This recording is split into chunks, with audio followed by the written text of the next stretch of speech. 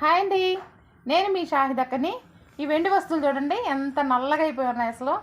వీటిని మనం మంచి వైట్ కలర్లో తెచ్చుకునేదానికి ఒక చిన్న చిట్కా చూపిస్తాను మీకు.